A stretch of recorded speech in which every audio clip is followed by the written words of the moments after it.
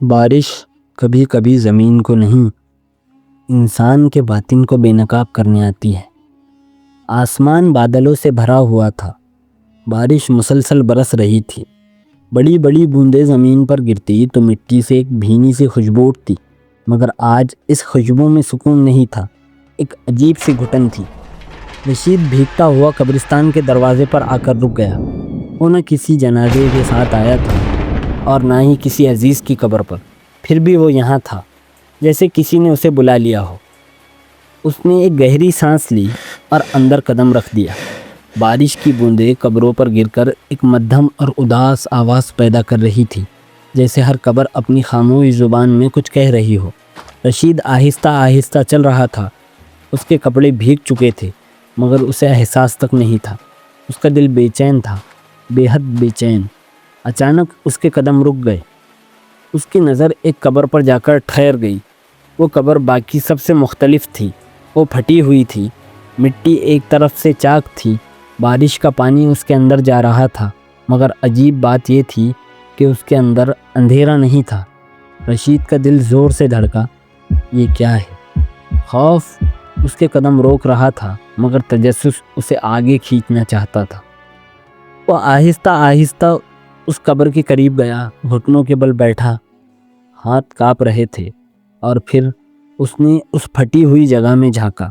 اندر ایک آئینہ تھا، صاف چمکتا ہوا آئینہ۔ بارش کے پانی کے باوجود وہ میلا نہیں تھا۔ رشید نے حیرت سے اپنی شکل دیکھنی چاہی، مگر جیسے ہی اس کی نظر آئینے پر پڑی، اس کی سانس رک گئی۔ وہ رشید کا چہرہ نہیں تھا، بلکہ ایک ایسا چہرہ تھا جو اس کے بداعمال کا عکس تھا۔ آنکھیں سنسان، چہرہ سیاہ، جیسے نور کبھی اس تک پہنچا ہی نہ ہو۔ ہر جھوٹ، ہر چھوڑی ہوئی نماز، ہر دل آزاری، سب اس چہرے پر نقش تھی۔ نہیں، یہ میں نہیں ہوں۔ رشید کی آواز کانپ گئی، وہ پیچھے ہٹا، مگر دل نے کہا دوبارہ دیکھو۔ وہ پھر جھکا، اس بار آئینہ اور گہرا ہو گیا، اور اس نے دیکھا اپنی ہی قبر، تنگ تاریک۔ وہ خود اس میں پڑا تھا۔ بارش کی آواز اوپر سے آ رہی تھی، مگر اندر صرف تنہائی تھی۔